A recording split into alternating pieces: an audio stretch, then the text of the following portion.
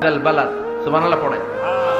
আবার এই শহরের নাম দিলেন আল্লাহ উম্মুল কুরা, জনপদ সমূহের মা। এই শহরের মধ্যে যারা এই প্রবেশ করবে নিরাপত্তা দিবে কে?